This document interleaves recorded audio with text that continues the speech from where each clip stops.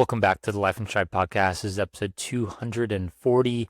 On this episode, we had Dylan Bells on the podcast. Dylan is a friend of ours. He lives in St. Louis and trains with Danny sometimes. He's a two-time Olympic Trials qualifier in the marathon with a 2:16 PR. He just ran 2:17 at the Houston Marathon, so it's looking like he will probably be able to snag a third qualifier for the Olympic Trials Marathon, which is pretty impressive, pretty unheard of for someone to have three. So Dylan's got a cool story. He graduated college, wasn't fast enough to grab a pro contract, and said, you know what, I'm going all in on running, try to qualify for the trials. Moved to Flagstaff, Arizona for a while, qualified twice. So pretty cool. Now he lives in St. Louis. But yeah, Dylan's got a cool story of just someone that never gave up on his dream and was able to accomplish it. And yeah, this was a great episode. A lot to learn from Dylan. So hope you enjoy it. If you do, please leave a review, drop a comment, share it with a friend. We'll catch you on 241. When we're running through Norton Commons or the Pewee Valley area in Louisville, Kentucky, it's pretty easy to spot Mason Construction Home. The attention to detail, the quality, the stunning design, you can't miss it. It stands out. We aren't just saying that either. Our own co-host Scotty trusted Mason Construction to build his forever home, and he and his family couldn't be happier. Don't tell Scotty this, but we're at his house a lot because we love the home. He's all right too, though. If you live in the Louisville or Southern Indiana area and are thinking about building your forever home or doing a remodel, there is nobody else to trust with this project than Mason Construction. The link to their website is in our show notes. Click on the request information option and start the conversation about what your forever home could look like. That was that was one of those moments where it just sometimes when a camera's in your face, you're like and you're just like that's like most of the time for me. You get better at it the more that a camera is in your face. Like Chris has always been like shocking to me at how good he is at just like saying stuff when a camera's in his face. But yeah, that was one of those moments where I was just like I don't know why, but I just like started screaming at him and that's what came out. Yeah. Like I felt that inside. It was just like, man, that is awesome. And I've listened to every single one of your guys' podcast episodes. You know, I see your guys' faces. It's like I feel like I already know you. But like seeing that and just like that kind of day is just it's so raw. It's like if you don't feel emotion from that video, you don't have emotion. You don't feel anything. Yeah. That's insane gas, man. Yeah, I mean, everybody has those days, and it's like we talk about this all the time. You just got to show up. You got to show up, and everything comes together for everybody if you just keep showing up. I mean, Danny has had awesome days, and Danny's had horrible days. Chris has had awesome days. And, you know, it's happened to all of us, and I'm sure this happened to you too. You have OTQ'd what? 2 times? Twice. Yeah. Yeah. Twice, Yeah. dude. Going Scotty, from 3. Scotty Rory commented on that video and said, inject this into my veins. He did. So He did, yeah. dude, That's and good gas. you've for got sure. the elite crowd. Dude, Dylan, so me and Danny were talking about on the pod we dropped yesterday, today. We recorded it yesterday about St. Louis versus Phoenix for the Olympic Trials Marathon. Do you think St. Louis would be a good host city for the Olympic Trials? As someone who's lived in both states, by the way, I'm curious to hear your breakdown. Yeah, Good insight. You've lived in Phoenix? both. I was in Flagstaff. Oh, okay. Yeah. So, gosh, there's so much on this topic. Like, having it in St. Louis would be incredible because I live here now and like I know how like special it is. And I think St. Louis is an incredibly underrated running town. I think people sleep on St. Louis. I tell people I live in St. Louis and they think that like I'm gonna get shot on the road or something. You know, like there's bad impressions of St. Louis to some people, but like for running, I think it's perfect. Where I was in Flagstaff, like Flagstaff's great for running, but in a different way, I think St. Louis, you could argue it could be better in some instances. But having the trials here would be awesome. It actually makes me very nervous about it because I'm like, what if I don't make it? You know, like, can I even go out there? Like, can I go watch the race? Because like I would feel so bad that if I did not make, I would rather it be in Phoenix because I don't want that pressure of like Really? if I don't make it, then I don't get to be there. And like it's such a special thing. And Yeah. it just makes me nervous. It makes me nervous. So but it'd be great. It'd be great to have here. Do you know, Danny or Dylan, do you know the route it would be? Did they have to put the route in their bid? I'm curious what you heard about it, Dylan. I haven't heard anything about it yet. So I'm not sure at all. I would assume that it's going to be a lot of Forest Park. I was gonna say it'd be so cool if Forest Park was part of it, and like the arch is part of it. That'd be sick. So we talked about it last episode a little bit. My source says that it starts near like WashU, I think at WashU. Yeah.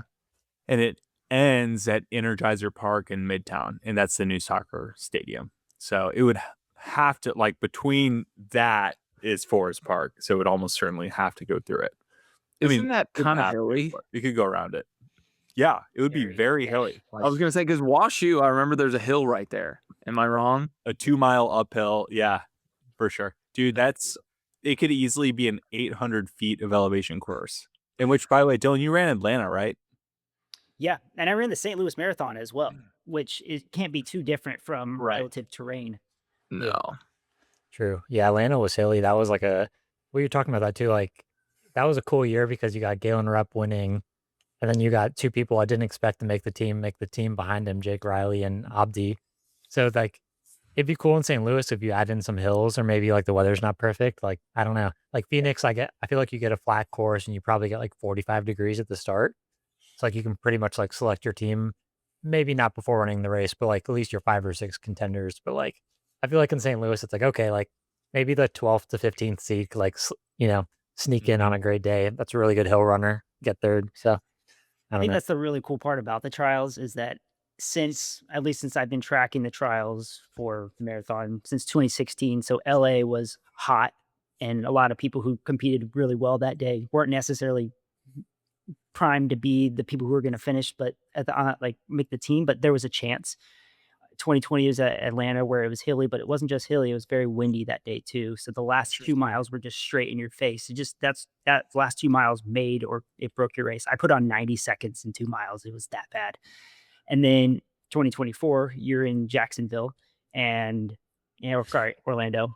You're in Orlando, and of course, it's a little warmer there. It's a flat course, but it's a little odd for some people. So I feel like the trials always has some kind of wrinkle in it. If it has to be, it has to have some type of edge that, hey, just because you're the fastest runner doesn't mean that you deserve to make the team. Yeah. Well, that's like, it makes sense because like most Olympic courses aren't like your standard, like fast race. Usually like they're in the summer, they're warm, like often like hilly routes, like Paris was warm and hilly. So like brutally hilly and warm. So you kind of got to have trials for like, runners that are kind of more resilient in like tough situations. So I'm all about St. Louis. We'll see. I don't know. Yeah. Toughness is an interesting topic too, because a lot of people, there's this thought in Flagstaff that Flagstaff makes you soft because everything's perfect. Weather is great. You have the best places to run. You have all these facilities. Life's easy. And so there's this thought that when you come from Flagstaff and you're used to Flagstaff conditions and you go to race somewhere else where it's tough, that's where you see like who's got it in them and who was born with it, and who kind of folds under the conditions. Isn't it in February? Are the trials in February? Usually, yeah. So the Phoenix one, I saw on a Sidious post that they were proposing March 31st, which Dylan, by the way, isn't that hot in Phoenix by that time of year? Would be very hot. Could be, yeah. So yeah. Whoa. So you never know. So there's a wrinkle, I guess. Yeah. That might open the window up to where you might be able to still qualify for the trials at Houston in 2028, because this past time around, Houston wasn't, I think CIM was the cutoff, and you could run Houston in 28. So that will be interesting too, because that opens up another race for people who, hey, maybe they don't make it in the early fall races. Maybe they kind of crash and burn at CIM. They get another shot at something like Houston. So Houston 2028 could potentially be a big race. Dylan, what's the rest? Oh yeah, go ahead. This just in. The average temperature for the last 10 years on the last day of March in Phoenix, Arizona, the low is 55 to 57 and the high is 78 to 82. And Phoenix weather is always it's like just flat lined. It's like going to be the same. So that's Orlando, but dry. Orlando, no humidity. Which would honestly be a lot easier than last year's trials. Yeah. Dude, Dylan, what's the rest of your year look like? You just ran 2:17 at Houston. I got to meet you on the start line. What's the rest of the year look like, man? So you guys are infectious. I'm doing Bayshore. Oh, sick. Yeah. Dude, I'll be there. Yeah. Dang, So that makes me want to do Bayshore. I'm excited for it. I mean, it looks great. It's driving distance from here, so I'm gonna use it as a race to test a slightly different race strategy, and then see what happens. I'm not really putting a time. I don't expect to hit a qualifying time at Bayshore or anything like that. I'm more so using it as like a test period. My coach and I were working on training in a way where we're going to keep long runs very marathon specific and train like we always have. Mileage is going to be very similar, but that midweek workout, maybe one, maybe two workouts, depending on the week, it's going to be more 10K half marathon focused. So we're not getting at the marathon, but we're going to train almost like we're preparing for a fast 10K or half. So I'll do that in preparation for this spring. And then in May, I'll make a decision if I want to go out to Valencia or not. Cool. Oh, cool, Valencia. Dude, yeah, I'm tempted to do Bayshore. I know it's full, but I think It was maybe cool. They let me in. yeah, I was gonna say like they Yeah. might let me in, but yeah, we got a kid due in June, so like TBD. But I'm doing McCurdy in Boston, but which is like a goofy turnaround like time. But yeah, like Bayshore is great. I think you'd probably win it if you broke 220, which I'm sure you will. So that would be cool. But there's some good guys going, like Tiger Van Etten's going, and I'm sure like there'll be some 220 to 218 other solid guys there. So it should be good. Very Yeah, I fast. saw you guys' videos on it, and it looked like it was a perfect day last year. So I was like, hey, if I can get a 45-degree day, like the course seemed really cool because you see people the whole way. Yeah. And if there is a situation to where, I don't know, let's just say I'm out in front, I'm not as worried about it because you don't feel like you're alone when you have like passing other people. It's very Yeah. similar to like the Frostbite series race here that, I've heard you guys talk about it a lot. It's very well esteemed. Very Uh, prestigious. Well, yeah. Shout out to St. Louis, man. No one does a midwinter series like St. Louis. But in those races, they're fun because you could be running by yourself, but you're always passing. They're always passing people. It just feels like you're in a race versus I don't know about you guys. I don't know how Scotty and Chris, I don't know how your Houston went, but it was pretty lonely out there. Dude, I said that. Like it's like I gotta check this, but it's like dang near the biggest non-major. There's like including the 5K half and full, I think it was 57,000 or something. It's like a lot of 5K, and then Alex, I think there's 16,000 half marathoners. There was like 30,000 marathoners. Are you That's serious? a lot. Oh my Yes. gosh. But there's Yeah. no one at the top. Like I ran 236 and I didn't see any, like I had nobody. Yeah, I was running alone for half the race. You finished like 60 to 80 range, didn't you? Something like that. No, I was 95th or something. Nice. What'd you run in Houston, Dylan? I ran 2:17:44. Crushed. Yeah, that was your best. Close to a PR, but that was like your best race in a while, right? You said that was kind of a breakthrough performance just based on how things have been going prior. Yeah, I ran 2:17:33 there in 2022, and that's the last race that I've showed up to healthy. Just been sick, like not even injuries. It's just COVID twice. Got an infection in my cheek prior to Grand Walls last year. Just weird, just a lot of weird stuff. But Did you have to yeah, take an antibiotic for that?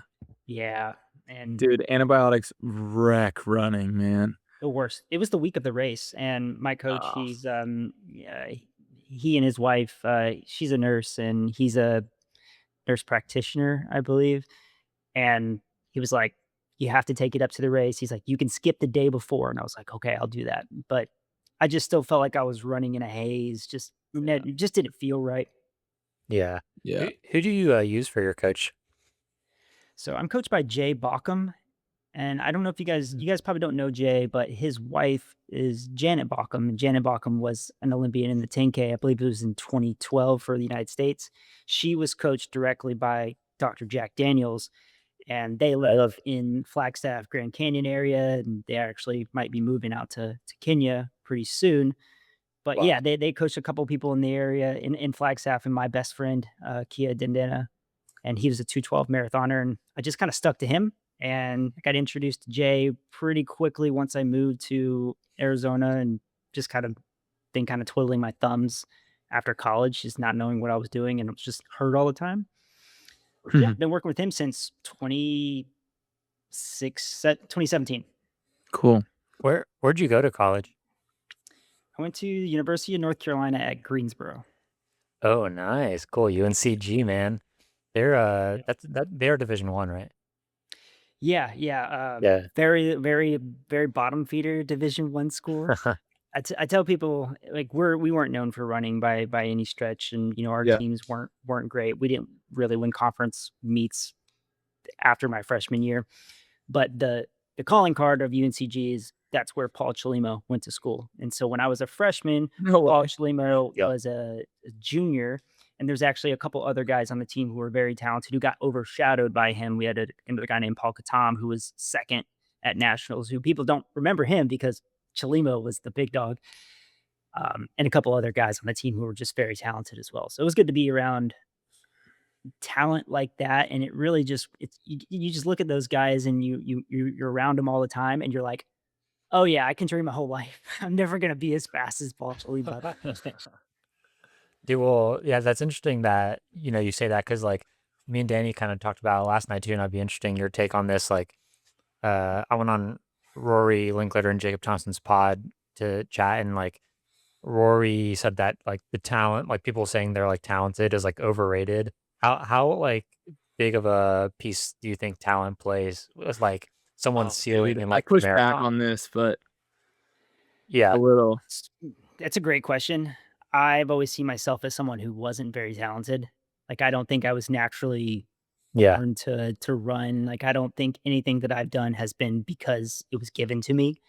I felt like when I decided I really wanted to go all in on running, like I really had to go all in on running to be better than the guy who I felt like was already at my level from birth. He could yeah, just play soccer and show up, and he'd be really good at cross country as well.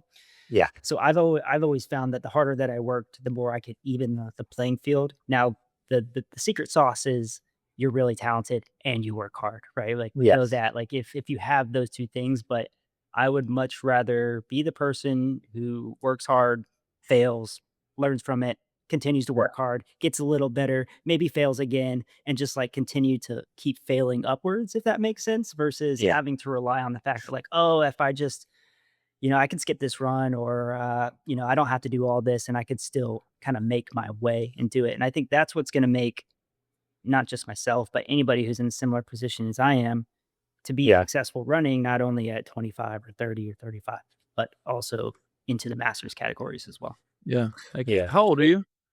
I'm 32. Cool. Danny, Got keep this going. 30. Sorry. What's your It's good. take on the high mileage movement? I feel like it was definitely at its peak probably last year. And I think that people are probably seeing just kind of going back to it's kind of like double threshold, like these training philosophies come in waves, and just like ridiculous base mileage is kind of still a thing right now. And I mean, I'm running 90 miles a week right now. It's not ridiculous, but Dylan, I'm pretty sure you peaked just around like 100, 110 for Houston. And Yeah. your marathon PR just by comparison is 217 compared to a 240. So it's like, what's up with that? What are your thoughts? Love it.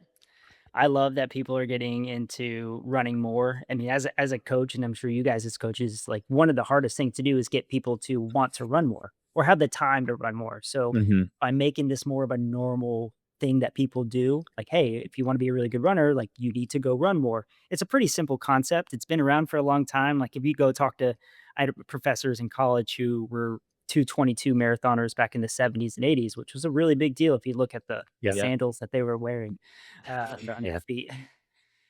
But like those guys, he's like he was when I met him, he was 75 years old, and he was like, I ran 120 miles a week every week in the winter of Pennsylvania. It was one of those guys uphill both ways. And, it was like, it was awesome. But I do think that there's a direct correlation between how much you run to an extent and how fast you can be. And I think it's a good thing for our sport because not only is the technology coming and having an influence, it has had influence in the last 10 years, but the fact that people are just training more is making a huge difference for everyone. I mean, it takes someone who might not be destined to do anything great at all. And now you're seeing more and more people crack 3 hours and 2:30 and even getting into higher ranks. You're seeing influencers who are running sub 20 now, sub 2:20 now. It's pretty cool. Like that's Yeah. wild to like decide, hey, I'm going to start running. And 4 years later, now I run like 2:15 or 2:20 in the marathon. That just blows my mind. So I'm pro. I'm pro. Yeah. Shoe companies are pro too, by the way. They're like break Yeah. even and dig. Dude, Yeah. and they're like, you got 200 miles, 250 miles on these shoes. And you're like, I do that in 2 weeks, brother. Shoes are getting better though. I do think that the foams are certainly helping people train more. I think back about when the shoes that I was wearing when I first started running and even in college, and I used to have all sorts of little minor injuries and whatnot. But I think that the shoes are holding up a lot better now. They're giving you more back. Oh yeah. They beat you up a lot Yeah. less. And I think people are able to sustain longer periods of healthy running and be able to run more and feel good to run more. Now, I have a question for you guys that I've been circling in my head for a few weeks now.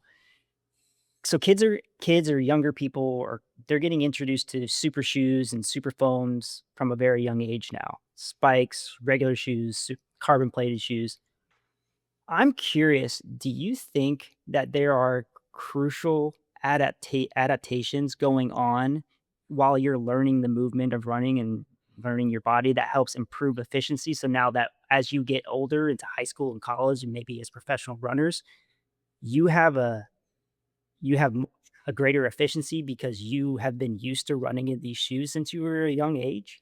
I'm wondering if like, does that make sense? Like, I thought you were gonna take it the other way and ask if like your legs harden up and you're more durable running on like racing flats or track spikes that we raced on. You know what I mean? I mean, durability equals efficiency, I feel like. But I just Yeah. wonder, like, because kids are running faster than they've ever run before.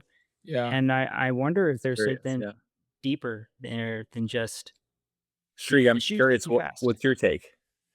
I mean, I don't know. That's tough because I thought that was where you're going to, but that you were going to say someone like, me and you, running through college, like I didn't have super shoes. Like I was in like these crappy like Adidas Avantis with like not even a carbon plate. I never even raced in a carbon plated spike. So like never trained in carbon plates in college, nothing. So um no, I think it's like definitely growing or making kids faster these days, like training, because like you can train faster in these shoes, you can recover at a higher level too. Right. So yeah, I think having access to these shoes is just like allowing kids to go harder than they ever have before at an early age. So I think That's Yeah. probably better. That's probably a better thought to it as well. Because if you can do more training, your body gets the stress from that training, then you get better faster.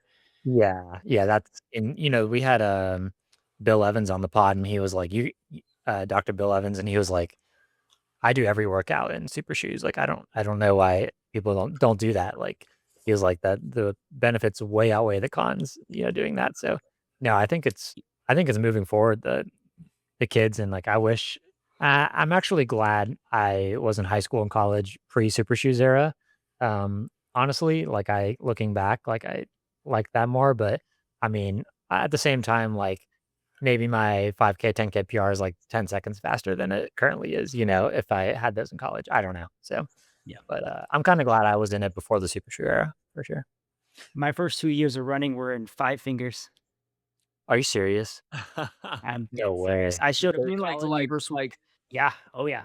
like the Oh, yeah. toe shoes, like Yep. The toe shoes. You showed up to I college showed, wearing those? I showed up to college first week. My coach says you cannot wear those, and I had to go. We were sponsored by Asics, so I had to get a pair of Asics Cumulus and so on and so forth. But No. yeah, I was really inspired by Born to Run. Like that was Yeah. that was huge. And I had a big injury, like my second ever track race that I ever did. I tore my TFL, like trying to break 5 minutes in the mile, and it was bad. I don't even hardly remember it, but I was in a wheelchair for I don't know. a dude, few that's a weeks. big old muscle to tear, man. Yeah, Wow. and so I was like, I had to learn how to run again, and I started running barefoot. So I was doing miles and miles and miles just on the indoor or on the inside of a football field. My mom would go and walk around the track for an hour, and I would just go and do laps. And when we got into cross country season, I needed something to wear because I couldn't just go run on the roads without no shoes on. So I got the five fingers, and I did cross country races. I did track races. I did all my mileage on roads, trails, whatever you name it, in these shoes. And yeah, it was like almost 2 years worth of running in those before. Did you ever have any feet injuries?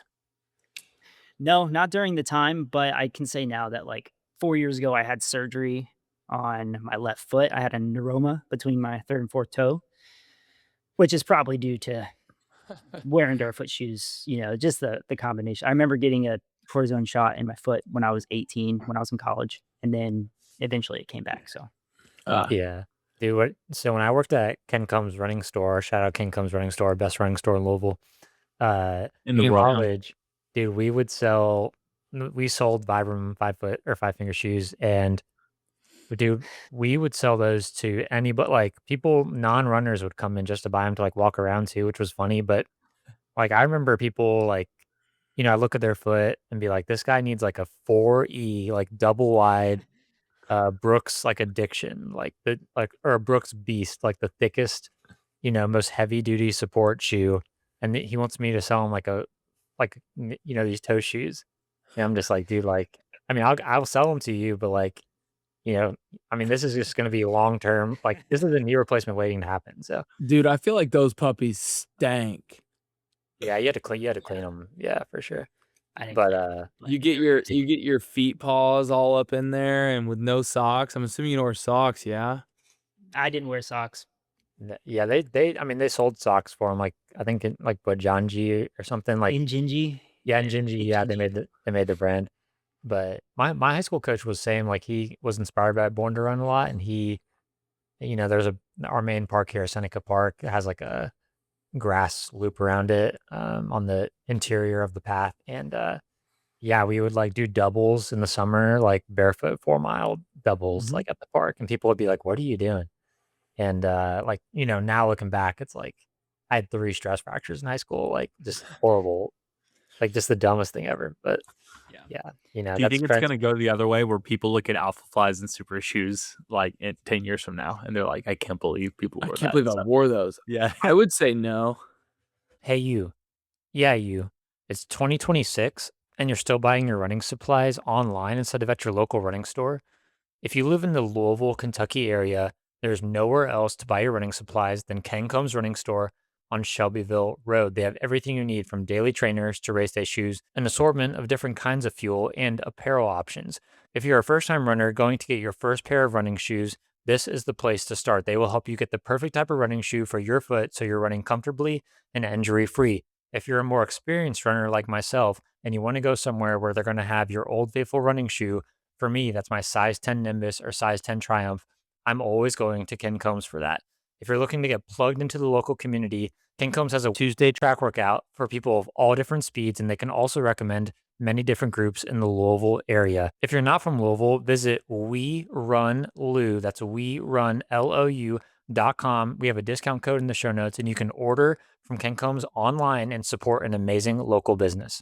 I mean, with how big the stack heights are and stuff, like, dude, I mean, think about just like the cycle of fashion, right? Like, let's just look at the Heelys. Who had Heelys here?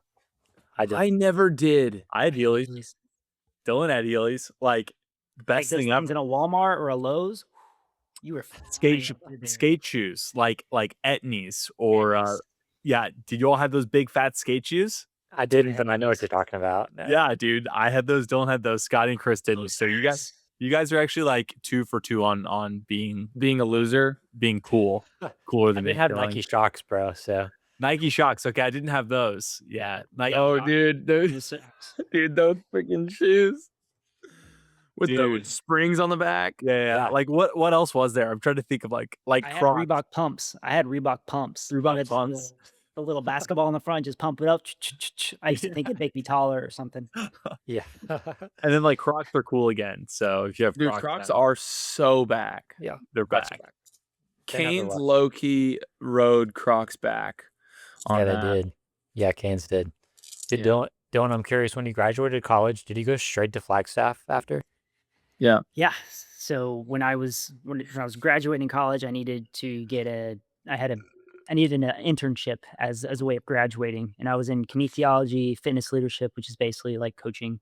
And they wanted us to stay in Greensboro to do it. That way we could rip back to class. But I talked to my teacher and I was like, hey, like I really want to get into professional running. I want to go and, be a part of a group and just be in that culture. She said, okay, if you can find something like that, I will check it off.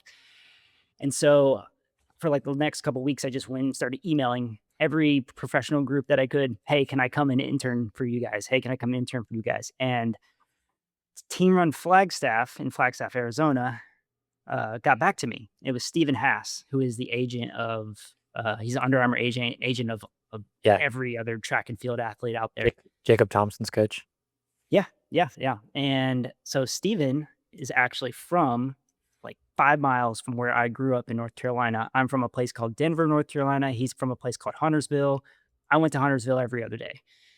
And we're just like 10 years apart. He's like, yeah, absolutely. Come on. You can definitely come. So I was like, all right. I had no clue what I was going to do. I just left. And I went there for the summer. It was awesome. Met a ton of people. And then I said, as soon as I finish college, I'm moving.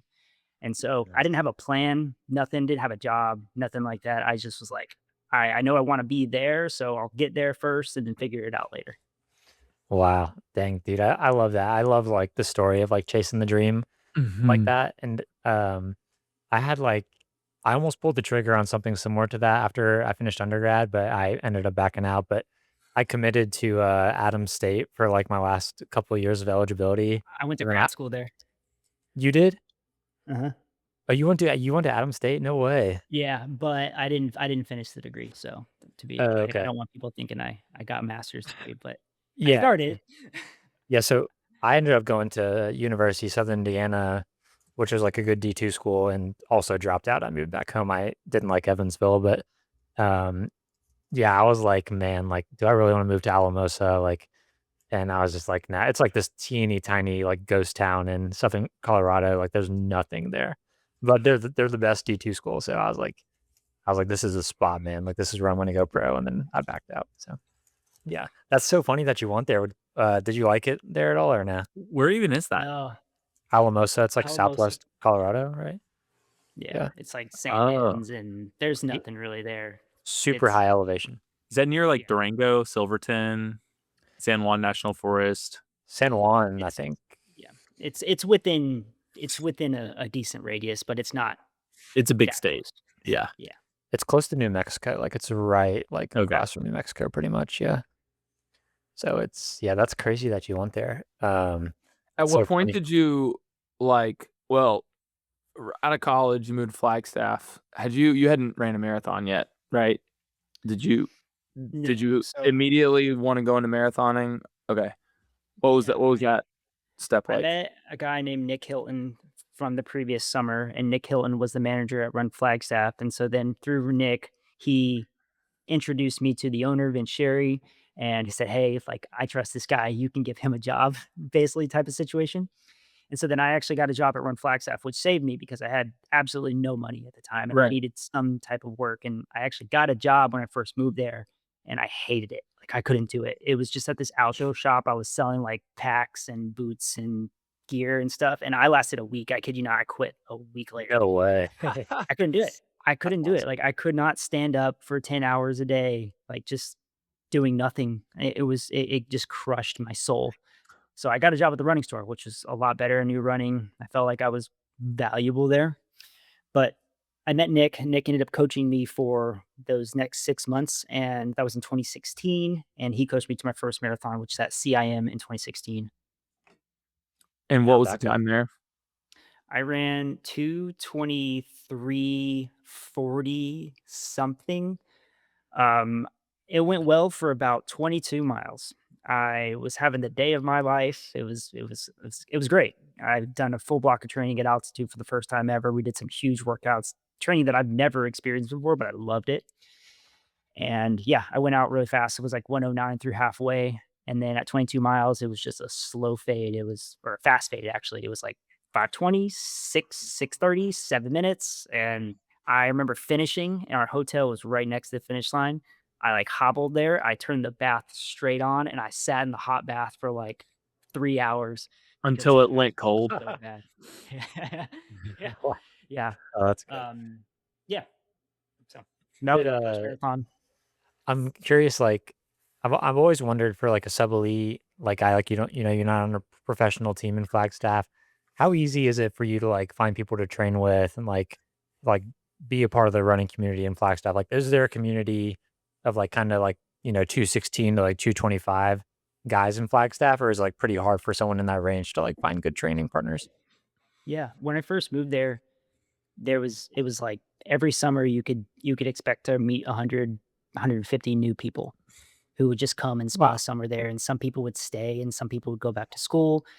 And so you always got like this influx of people who they were kind of like me. Like I ended up moving in with a couple guys who, when they first moved to Flagstaff, they were living in the woods. Like they were like, we can't afford to live here, but like we want to train here. So they lived up off of A1 Mountain Road. If people know Flagstaff, they know A1 Mountain Road, and they moved their camping spot every 2 weeks.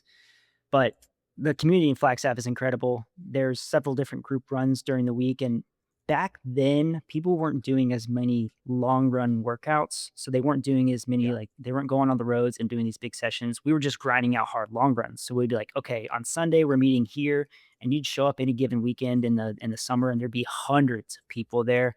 There's a run on Thursdays called Biff's Bagel Run, also huge, hundreds of people there. Wow. Wednesdays we'd have store runs, and then people are very open. You rarely ran into anybody who was standoffish or felt like they were gatekeeping anything. The Yeah. community was great and very open. And yeah, my very first day in Flagstaff, I met David Torrance and Hassan Mead, and I drove both of them down to do a workout in Sedona. It was the most mind blowing thing. I just got done watching these guys like on TV, No and then way. here I am, driving them and taking pictures of them during their workouts. It was cool. It was an experience. Whoa, that's crazy, dude. Dave Torrance, what a legend, bro. R.I.P. Dang, and that's on me too. That's a really cool story. Would you recommend, as someone that like, went to Flagstaff to like chase the dream for a bit, would you recommend like a college kid still do that nowadays if like, say like, you know, not like at the level to like get a pro contract, maybe a 29 flat, 29 30, 10K guy, like pretty like good, but not like pro contract good. Would you recommend that, like, from, your experience, like, just go for a couple of years, see what happens? I think so. Yeah. I think if you really love running and you really want to find what you're capable of and what you can do, there's no better way than to put yourself in the best scenario that you could possibly be in. Surround yourself with the best coaches, the best athletes, the best. I mean, in my opinion, I've not been to places like St. Moritz and whatever, but like the best place to train in my eyes in the world. Like if you really care about running, Yeah. why wouldn't you take that chance? If you have no other things holding you back, like if it's not family or a girlfriend or a wife coming out of college, that is, you got to take that shot. You got to go and see what you're capable of. One of the things I was like always thought about was like, okay, I'm not only am I going to be able to run with all these people, meet all these people, but I'm also going to be at altitude. I've never trained at altitude before. So Yeah. the question in my head was like, am I a super responder? Am I gonna Yeah. go to altitude and get the juice and just be able to just rip everything? I think there's that question that we all have of what would happen if, and Yep. I think if you're a 21, 22-year-old kid and you want to go and answer that question, it's a no-brainer. It's an absolute no-brainer. Yeah. But you got to find a way to live. You got to find how you're going to make money, how you're going to stay there. Flagstaff's expensive these days. It's not as easy as it used to be. And it's just, you got to figure it out. And that's not easy either. That people use Flagstaff and they leave. That's a very common thing because you can't live there. Like if you can't buy a house there, like you can't stay there. It just becomes more of like a place you visit, a playground, and then you go back home. Boys, Yeah. I smell a business opportunity. Oh, yeah. Well, we were Build an apartment complex. apartment complex. We were talking about doing like a running camp down there, but I don't know if that's still a thing with Jacob Thompson. I don't know if that's still a thing or not, but I felt a maybe couple flavor drink it out. camps in Flagstaff. It's great. People love it. Oh, you did? Oh, nice. Was it pretty Yeah, like, I've did done a you just few. use a hotel or? Yeah, so one time we used the NAU dorm room. Oh, nice. Okay. That worked out, and then we've used hotels before, and then one time we actually rented out just a bunch of different houses, Oh, nice. and that worked as well. So it's the thing is like people come to a retreat, you know that if you're going to go to a retreat somewhere like Flagstaff, you got to have money to do that, and so the Yeah. cost of it is obviously gonna pay for that. But I mean, it's incredible. You go to the Grand Canyon for a day, you take them to Flagstaff, you take them to any group run, and there's gonna be a pro there who's gonna come Yeah. say hey and meet you. Go down to Sedona and do fun Sedona things. It's endless. It's an easy Yeah. it's an easy thing to do and to enjoy. Nice. Huh. Might have to bring that back on the table, boys. NAU dorm. That sounds fun. Yeah, that I didn't even think of that as an option. Like that's cool. That's what they do at I don't Grand know if Falls you still do it Marathon. now. Yeah, like Grand Falls Marathon, man. They put people in the dorms at whatever college is there, University of Minnesota Duluth or whatever. So It's a training Wild. camp, it's not you don't go to nobody says I'm going to Kenya from training camp and expect they're gonna stay at the Ritz-Carlton, like they know what they're getting. You're getting a place where you can focus on running, like, and in AU dorm room, that's how it's gonna be. Like yeah, it's a dorm room. for sure. When did you move to St. Louis, and why did you move to St. Louis? Yeah. So we moved here in it must have been February of 2024.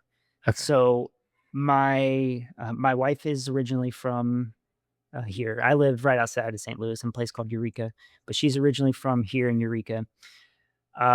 We needed to be somewhere where we could near an airport. Flagstaff's 2.5 hours from Phoenix. We were going down to the airport, flying back to St. Louis or Charlotte all the time. My wife's dad is a quadriplegic. Her parents are getting a little older, Yeah, and we needed to be closer to family, and that was the number one thing. We just needed to be closer to family, especially as her parents are getting older, my parents are getting older, and we knew that being in the area was the best for us long term. yeah.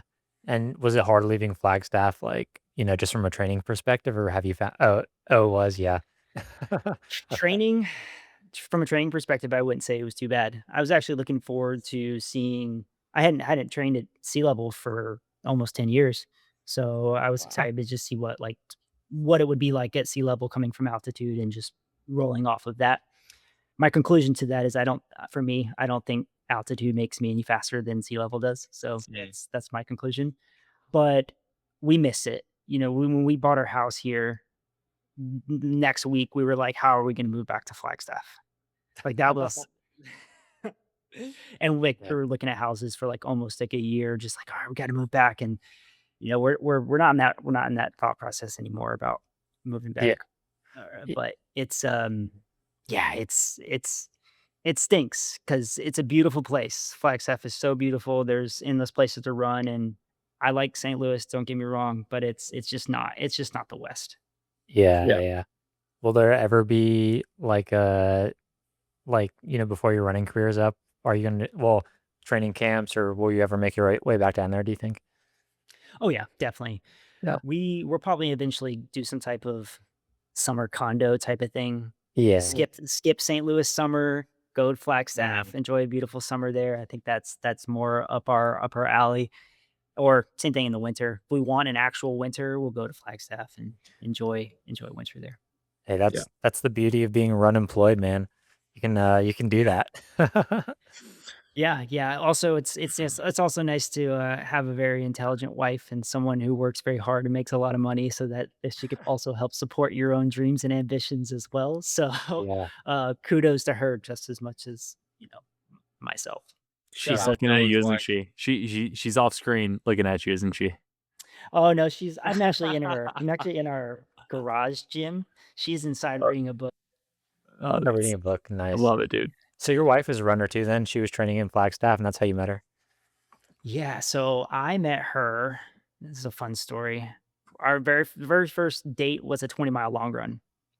That's awesome. She messaged me on Instagram Huge. asking if I knew where any place to run. So she was in medical school in Virginia. She was in Phoenix visiting family for a wedding, and she asked me if I knew where any good places to run was. I guess she was scrolling through the who made the Olympic trials, and she was just scrolling. I was my last name is Bellis, so I Top was of the list, baby. I got lucky. Yeah, I got lucky. So she messaged me, She looks through the phone book. and I was in Flagstaff, but I was like, "Oh, I'll come down there and run with you."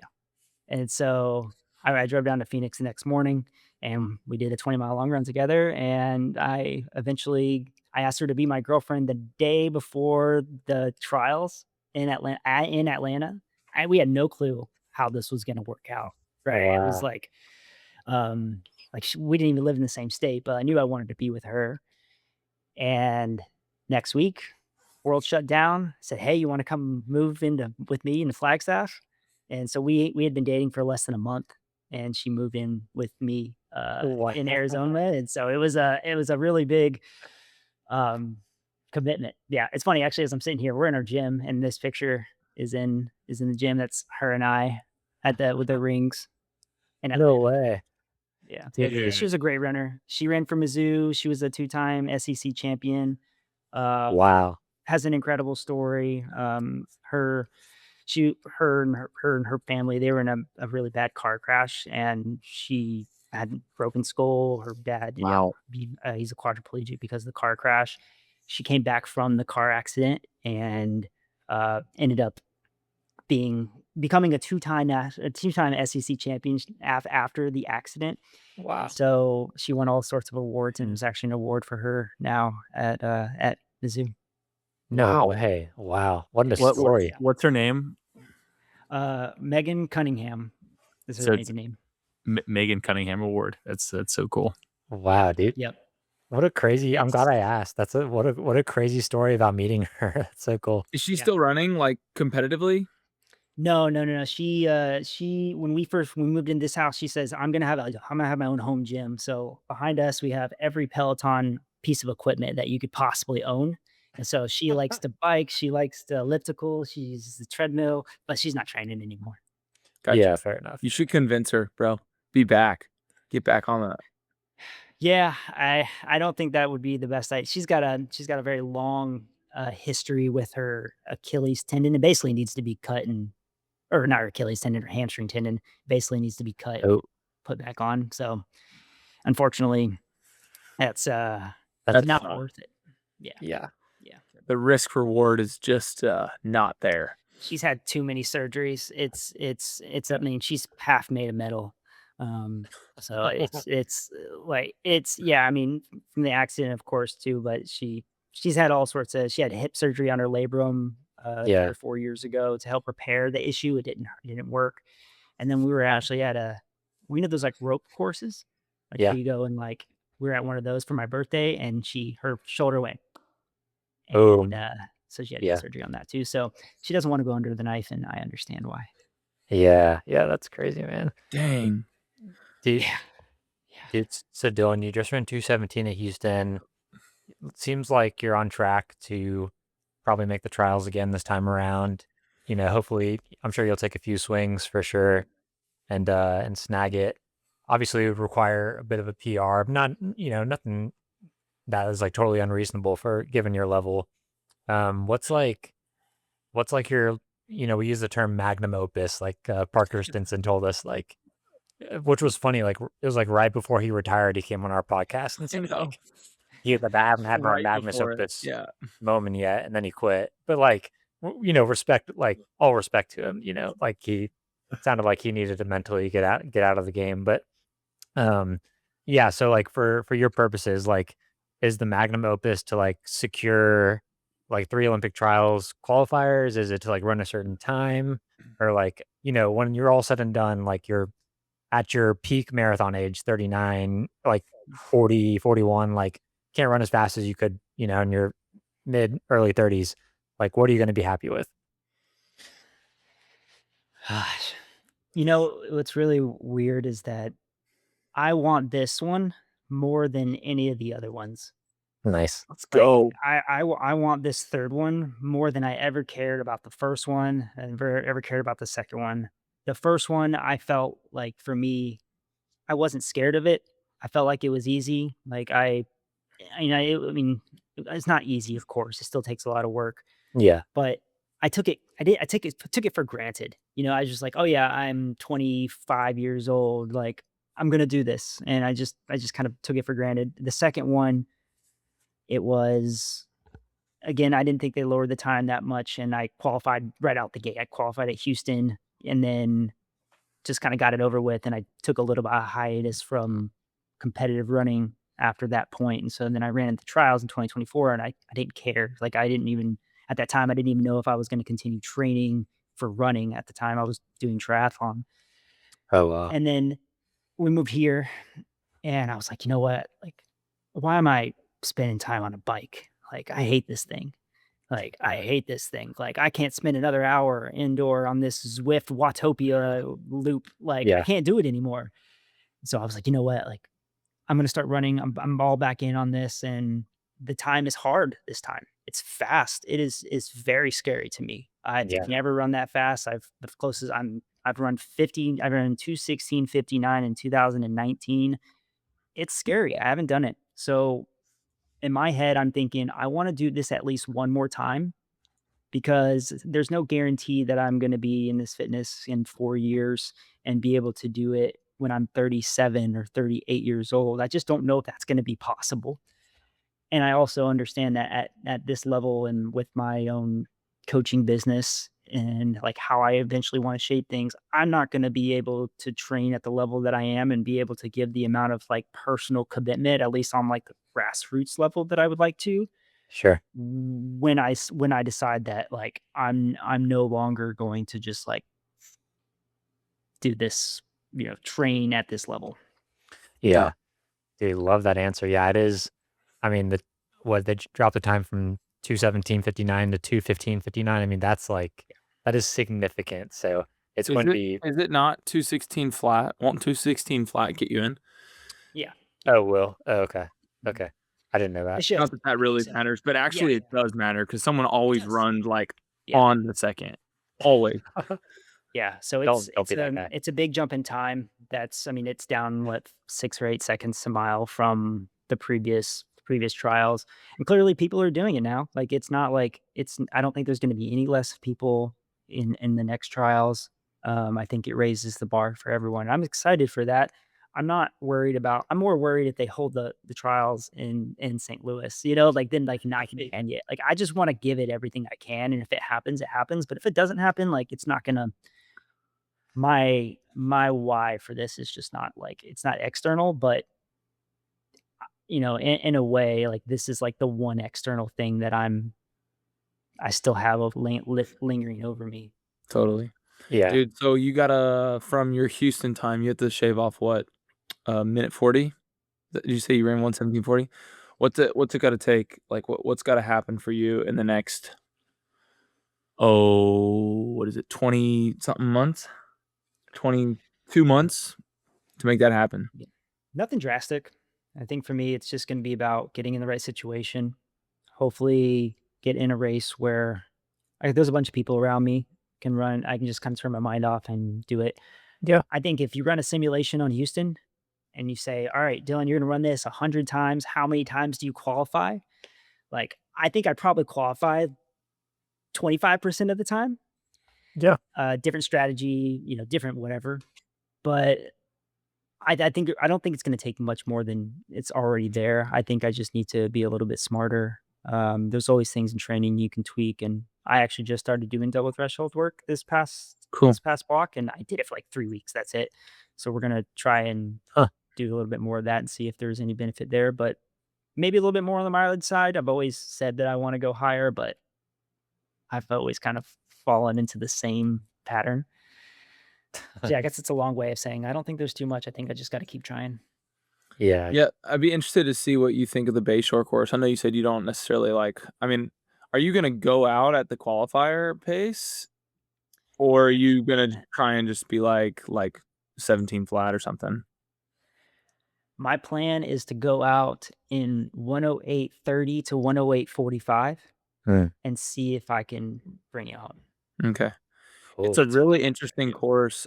There's two types of runners in this world. And it's like the people who go on an easy run and they like the out and back because they know that they don't have to pass their car 100 times.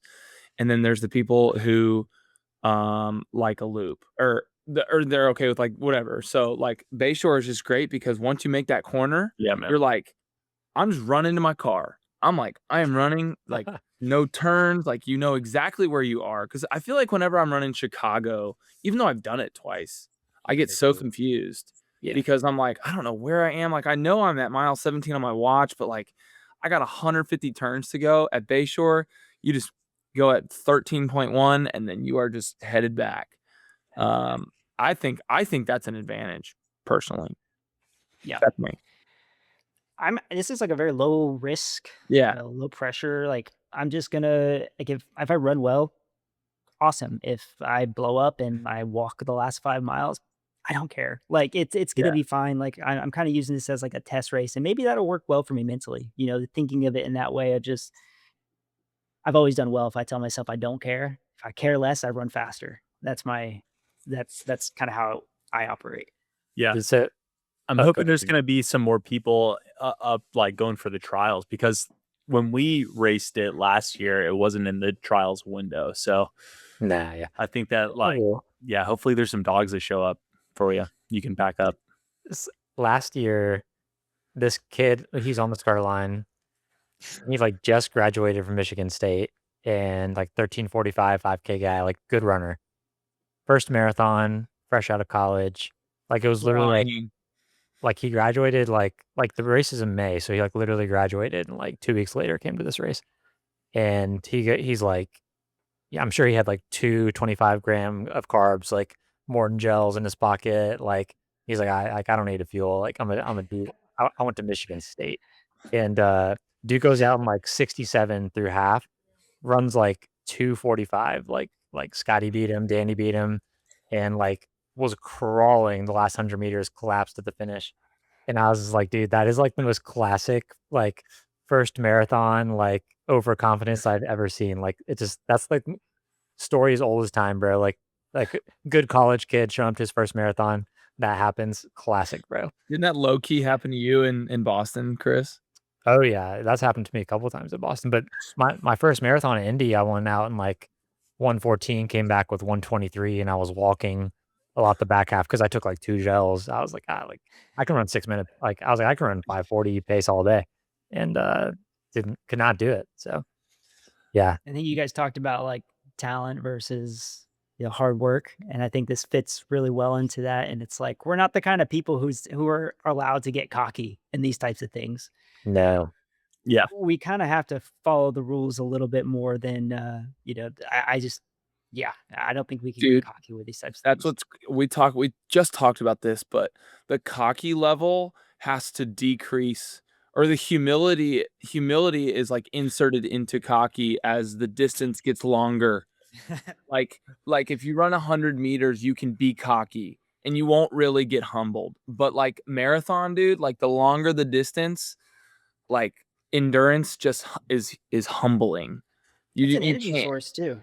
What? It's an energy source. It's like thinking that you're hot shit and just like nothing's ever gonna go wrong with you. It's like that zaps you in a way that doesn't affect you until later. Cause it's like what happens when that first like wave of resistance comes to you? You're like, oh shit.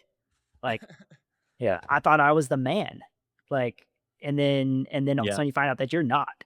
And then everyone else starts coming by you, and like there comes the wave of embarrassment and shame and all the things that happen when you have that really bad day. Nothing like being a 13:45 5K guy and walking in your first marathon. Like that's ultimate humility, is it not?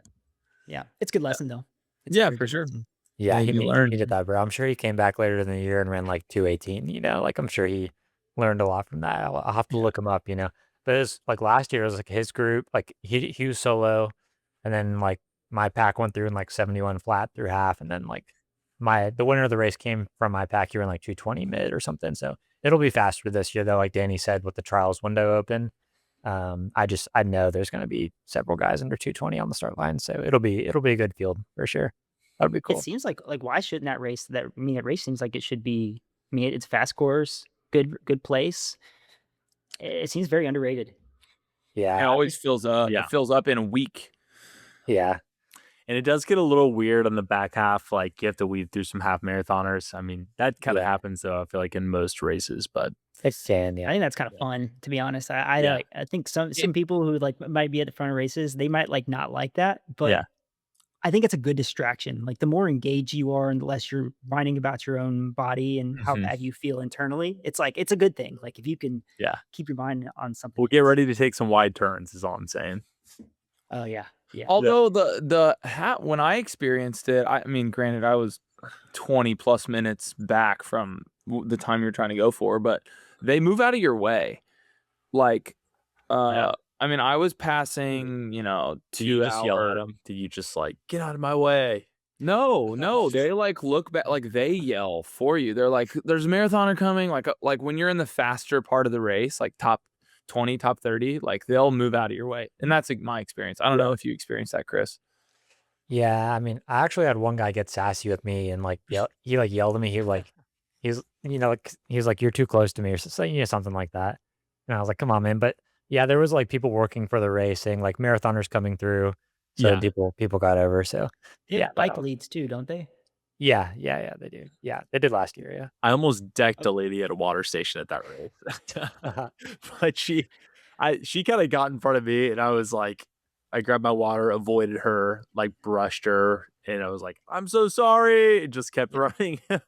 Yeah. But yeah, that stuff happens there.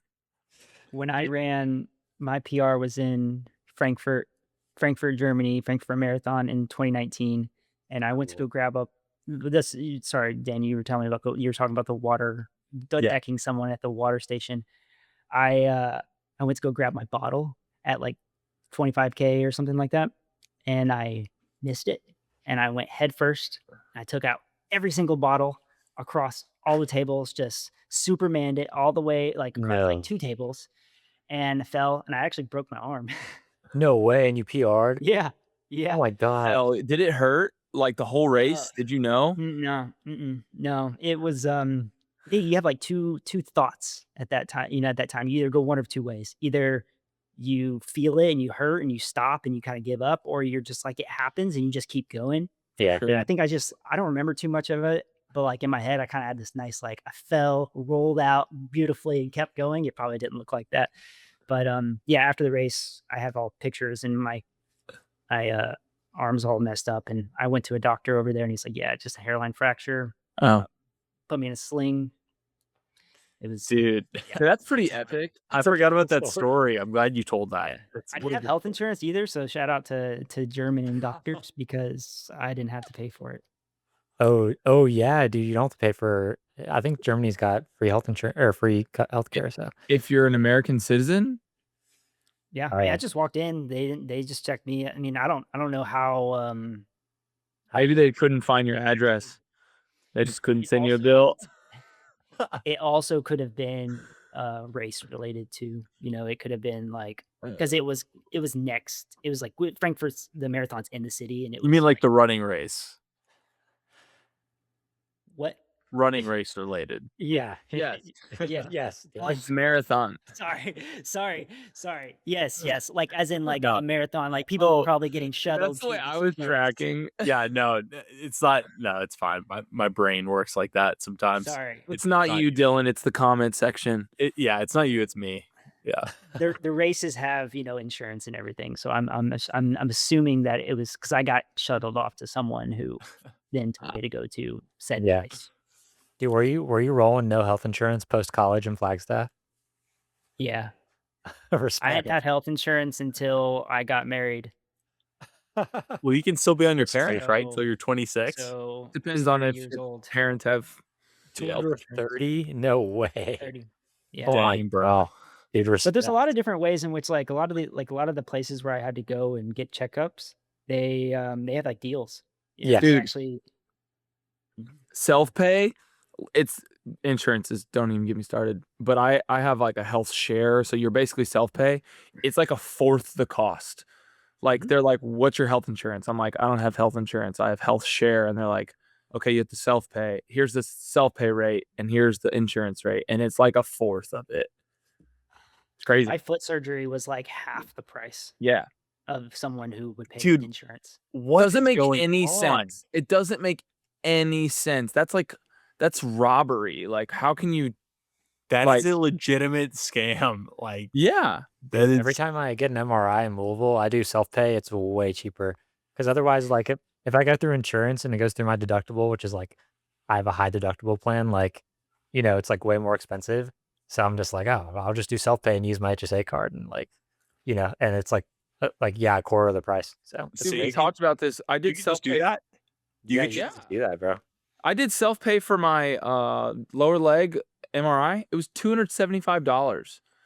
If you get an MRI at like Baptist Health, like through your insurance, it's like $2,000. Yeah, Dang, it's bro. crazy. Yeah. Yeah, it's wild. Can you get I'll also say I was pretty fortunate in having I had friends who were PTs and massage therapists and like little things like that when I had injuries. So I didn't have to pay for those types of things. But yeah, I was really rolling the dice for a while. I'm glad nothing bad actually happened. I'm not endorsing this, but you can always avoid stitches with super glue, bro. You know how many times I've super glued cuts that need stitches? Yeah. Once a year, at least. I keep super glue in my car. I was afraid of Hang getting on. stitches when I was a kid, and so they used to always do this. Like my scars on like my knee and my head, they were glued together. Oh, nice. He knows. Yeah, it probably looks cleaner. Nice. Yeah, Scotty's always got that thing on him, bro. That's super glue. He's ready. Always, bro. I keep a bottle with me at all times. That and butterfly stitches. He stays strapped, dude. Don't tell Fee, Danny. Oh, dude, I'm pretty sure they use that stuff. in They the do. hospital. Yeah, I'm sure they do. Yeah. I'm sure they do. It's chill. Dude, Yeah. Dylan, I have one last question for you, unless anybody has anything else. I've been go for it, I've been meaning to ask this to you for a minute and 4 minutes. Wait, sorry, 1 hour. It's been a long 3 days. Anyways, is your hat a Ferrari hat or a Buc-ee's hat? Ferrari. This is a bro. Oh my Ferrari. gosh. Okay. Yeah, I don't know why, but I could not tell. It really looks like the Buc-ee's logo. It's pronounced Boosies. Dude, I know it is, Boosies. but I wanted to say it right because I didn't know if you would get it if I said Boosies. But Dude, yeah, Lil Boosie owns all the Buckies, all the Boosies. do you own a Ferrari? Because that'd be sick. not yet. My wife is the biggest Formula One fan in the world. Really interesting. Like, Wow. like this is like if and when she could ever get a job in Formula One, she will 100% take it, and we will fly in the wind. But we That'd be exhausting. so we went to the Formula One race in Italy last year. So it was in Monza, so the Italian Grand Prix, and so Yeah. you had to have some Ferrari stuff there, of course. So Yeah, dude. she's gotten really into cars since we've gotten into Formula One over the last few Slippery years. slope. And yeah, she would like we've had a lot of discussions on which car is going to be the one that she wants, but we're not there yet. Wow, dude. Yeah. Man, I follow F1. Like, I don't watch the races, but I like follow the leaderboards and stuff and the team people going to different teams and stuff. And we don't have to dig into this. I know we're ending the pod, but yeah, when they like dropped Carlos Sainz for Lewis Hamilton, I was just like, dude, like horrible move. Like, Lewis Hamilton's a legend, but he's like getting older. Carlos Sainz is like peak of his career, bro. Like, keep that man on the Yeah. team. Like, And he had a just- great year with Williams this past year too. Yeah, he did. Which is absolutely insane. This year it's not looking like Williams is going to be very competitive, but we will see. Yeah. I love the F1 movie too. For me, like that was like a big thing on our trip to Houston. Like, everyone in our group was like watching it on the plane and stuff. Oh, dude, epic. Yeah, Dude, I was amped. I'm not kidding. I watched that the day before Houston, and I thought about it for like mile 20 through 22. I'm not kidding. This is so corny, but I pictured myself as an F1 driver for those 2 miles. I was like, dude, when I went through the tunnels in Houston, Yeah. I closed my eyes and pictured I was driving an F1 car. Dude, I closed my eyes for 15 seconds through the tunnel. I was like, please no, don't be any potholes. But I just closed my eyes and I felt like I was flying. Oh, wow, that's dreamy. Have you seen dreamy. Ford versus Ferrari? Oh, Yes, yeah. and I don't think it's near as good of a movie as the F1 movie. It's good though. That's pretty The F1 solid movie take. gets you hype. It's very similar to what's the Air Force movie? Tom Cruise, Top Gun, too. Top Gun. Top Gun. like Top Gun gets you really amped. I feel Yeah. like F1 also, it's that same like high pressure, high stakes. Like you want that, the right thing to happen at the right time. Yeah. Should I watch the TV show? Yes. Yeah. Yes. Start from season 1. Is it on Netflix? Formula I 2, need Drive to a new Survive. show. If you want to I get think like it's good. Everyone Okay. who's going to comment on this episode is going to be like, I'm a Formula 1 fan, and I guarantee they've only watched Formula 1 Drive to Survive. That's like 90% of American That's F1. what got us into it. Yeah. Like, Oh, I mean, we too. don't miss like practice. Like we don't miss anything. Like she's Oh, really? watching. They're like doing testing right now in Barcelona, and she's out there watching. Really? You know, Wow. So you're like watching the time trial the day before the race, seeing who's like positioned. Yeah. everything. Yeah, That's I mean, That's when we went to the cool. races, we were there at 6 a.m. You know, like we were there trying to get autographs. And, I respect that.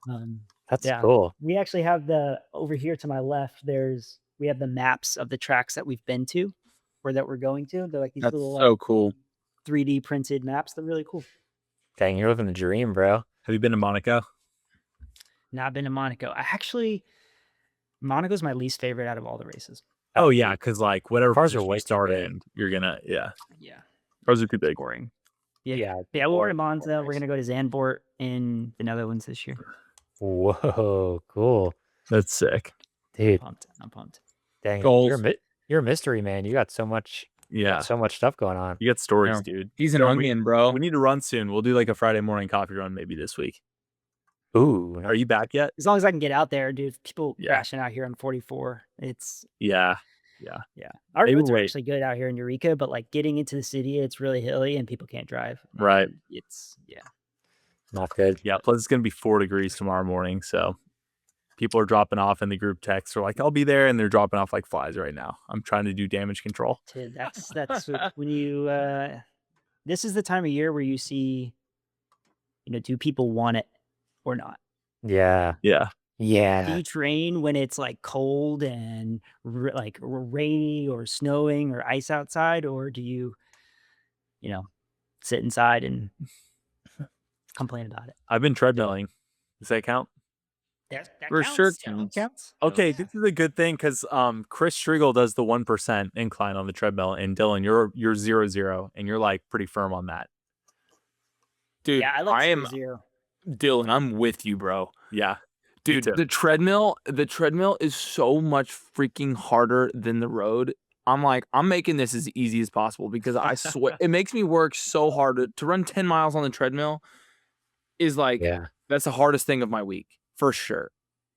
I'm of the belief that's like, okay, you're on a treadmill, you're training inside, so you should train to the effort into like the conditions of which you're presented. Like you shouldn't be thinking, oh, I'm gonna train like I'm outside, and yet here you are, you're running inside on a treadmill, like with it's climate controlled. Like when you're training on a treadmill, you're training for the treadmill, and like that still counts to your fitness and it's gonna help translate to things. But I don't believe that you need to make things equivalent to outside by like changing a bunch of metrics. Yeah. I think you can, it's fine. Yeah. Like you, Scotty, I find that treadmills like I'm always slower on the treadmill. Yeah, I have to slow way down. And also, don't sleep on the fact that your house is set to like anywhere from 66 to 72 degrees. So you're Right. essentially running in the summer. Like, I mean, you can't be dressed to the nines. Like a You'll dreamy die summer. on it. So, Chris, I'm sorry, man. I'm not trying to call you out on the 1% incline.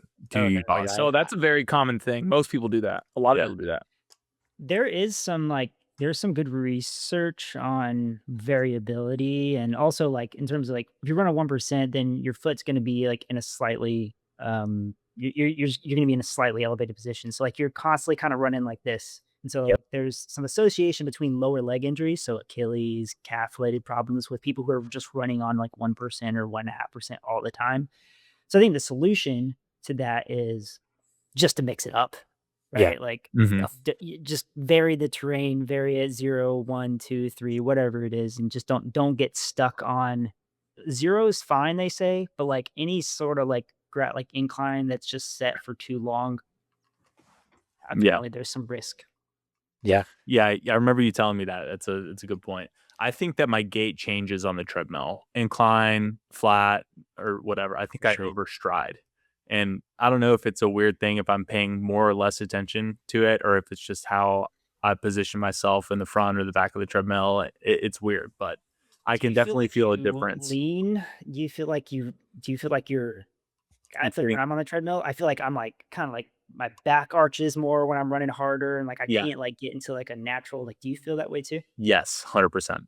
Yeah. Yeah. And I think that's because like Jacob Thompson said it really well is like you're not putting power into the ground. And so there's a natural lean that comes forward when you're running on the road because you're pushing to propel yourself forward.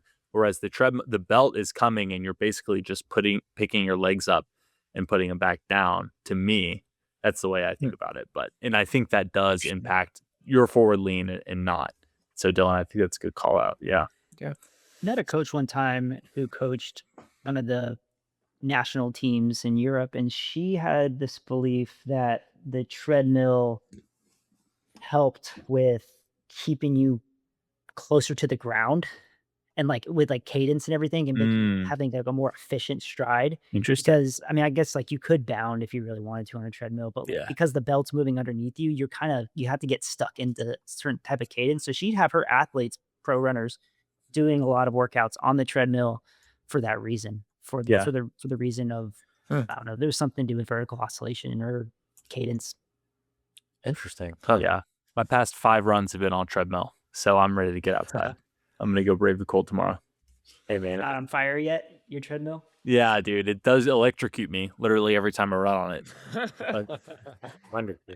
This is a perfect time to do my shameless plug, my once a month free advertising. Buy your treadmill lube, people. Oh, yeah. I'm going to get that. Send me a link, Scotty. Also, Dylan, where can people find you on the internet? You have a podcast, right? Yeah, I do. You have a My podcast, podcast is Mike. I was mostly- going to ask. Yeah, the podcast I do, I don't promote it or anything like that. I aim it towards the people that I coach. And so when I'm talking, I'm pretty much just talking to those that I coach. And if it seeps out other places, then I'm happy to share that, but that's totally not my intention. But on Spotify, that's DB Performance Running Podcast. I also just created a YouTube channel that's gonna basically just feature these podcast episodes too. I've posted like twice, so don't get your hopes up here. That's under Run Like Dylan. My Instagram's Run Like Dylan. My website is dylanbellis.com. So yeah, Dude, we need to get you on the YouTube, man. We're gonna get some sick content this spring. We're gonna make it happen. Yeah. I'd love to help. I was planning on coming and watching you run the Frostbite Series race if they ever hold it. Yeah. I'm getting to a point where I'm running enough now to where I think I could run around and hold a camera or put a GoPro on my head or something. I would love that, man. Dude, Yeah. that'd be epic. Hey, Dylan, I want to get you on like one of my midweek episodes where I just like talk about pro running or like a topic like midweek too. I'd love to have you on and like pick your brain on some of that stuff too. I'll have to hit you up. I mean, with all you guys too, I would love I'm free during the days too. Like I'm Chris. I'm just like you say all the time. I'm full time. Unemployed. This is Unemployed, baby. full time coach. So this is what I do all day long. But I with all you guys too, I think there's a missing piece in running and run coaching that I don't think a lot of run coaches talk to each other. And so there's a lot of this information out there that doesn't get shared. And I'd love there to be some type of coaching collaboration where you just present ideas and talk through maybe your athletes, the problems they're going through, and ways in which we can maybe discuss on, hey, how can we help our athletes run better or fix these problems that we can't solve, but maybe someone else has an idea. Yeah. Man, we need to make a Discord chat or something. I don't know. We'll have to make some thoughts about that. Scotty's in deep thought. I think I see a business opportunity. Scotty skis. I mean, I'm just constantly reading. I'm just reading and watching videos and trying to learn from other people. Like, Yeah. all the grunt work was done from when I was 20 to 30 years old, when I was in person and like doing things for free and like just absorbing from other people. But now that like I live in St. Louis, Missouri, I'm in Eureka, like by myself. Like I don't have a lot of mentors or people who I'm learning new things from. So I think it's just good to pick other people's brains and see if they can help you better at what you do. All right. Last thing, rapid fire round. I know I've said this a lot. Well, I'm excited about this. This has been a great. Well, hold on. I didn't prepare rapid fires, and I apologize. I owe you. Next time we have you on, It's been a weird couple days. But That's okay. we're gonna go around the horn. Okay, everybody say okay. Danny, Okay. All right. we're gonna do our top 3 first thing we can think of things that are underrated. I'll go first. Dude, that's on the spot, bro. Dude, it's That's fun. so hard. No, it's not. Chapstick, very underrated. Oh, it doesn't have to be running. No, Oh. chapstick, a really, really good sled on a really good snow hill. Extremely underrated. And fresh tires. Those are all snow related and winter related. That's what's on my mind. Chris, you're next. What's Me? underrated? Underrated. Gosh, dude. This is so hard. I hope this doesn't come back to me. Dude, underrated when Kroger has bananas. It's never guaranteed. Okay. That's underrated. When the running shoe has the shoe that you want in your size in stock, that's Yeah. that's And never the color. That's extremely underrated. and color. Yeah, that's never gonna be. When you go on Nike's website and you're looking for an Alpha Fly, and they have, it doesn't matter what color it is, they have one color like they're 20 to 35% off or whatever, like one color that's on sale, and you're not someone that really cares about the color, and you find it, you're like, awesome, that's underrated. That's underrated. I just- Danny, those are off the dome, bro. All right. Number 1, underrated non-alcoholic beer. Been on the Athletic Brewing Ooh. train. Good So one. good. so underrated. Number 2, dried dates. Dude, so underrated. So Dates underrated. are so good. They're good, dude. It's like candy. They are so good. Maybe I'm a 98-year-old trapped in a 33-year-old's body. Fine. Oh, put peanut butter in the middle and then put like 3 chocolate chips on it. You're welcome. Dude, that sounds illegal. Number 3, underrated, a good old-fashioned move from the boys. Dude, no.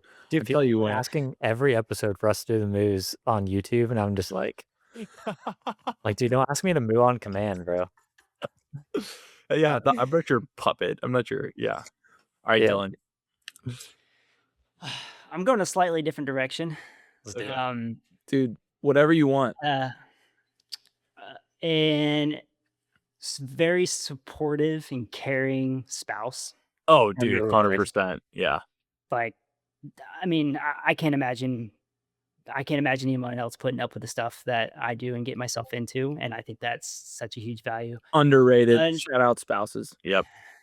Number 2, I would say having this is very like having friends past the age of 30. I feel like it gets harder and harder to keep up with people, and I think it's Yeah. good to have people that you still keep up with, even if like your lives have changed. Like I It's a great one. as I've separated myself from places I used to live, it's like you have less and less friends. So I think having good people to rely on and talk to, really good thing. Yeah. Underrated. And last thing that I'd say is underrated is asking for help. Usually, I think it's Dude, that's so good. Wow, yours are so much more deep than mine. I'm gonna go. That's great answers. Dylan, finish your thought on there, asking for help. You said something, but you was cut off a little bit. Sorry. I mean, I think it's just in anything in life, really. It's like if I don't know the answer to something, like I'll give you guys an example of someone you guys know. So you guys know Jacob Thompson. Yeah. You guys know, but you guys might not. Do you know his brother Josh? yeah. So I know Josh a little bit more than I know Jacob. I've spent more time with Josh, but I know them both in equally. The thing about their family, and Jacob says it himself, he says we often come off as blunt. You know, people take them the wrong way because they're very straightforward. And something that I really respect about them and their family is that when they want something or like they don't know, they ask. And I think a lot of people are scared to ask, you know, whether it's something they don't know about the sport or whether it's anything. So that's one thing. And the other thing is like, I mean, if you're going through a hard time mentally, whatever, emotionally, like it's okay to ask for help. I think a lot of us, and we know people who have gone through some really rough times, and probably ourselves have gone through really rough times as well. And it's easy for us to just be like, I'm just going to deal with this on my own. And I think it's okay if we ask for help. Yeah. Totally agree. Ooh. You had the best top 3 list of underrated things of any of us for sure. That's why you're I had my the most time friend. to think too, though. Yeah. I was really nervous. That's I why was you're my friend. That's why you're on the podcast. One more thing that's underrated is remote start for your car. Highly underrated.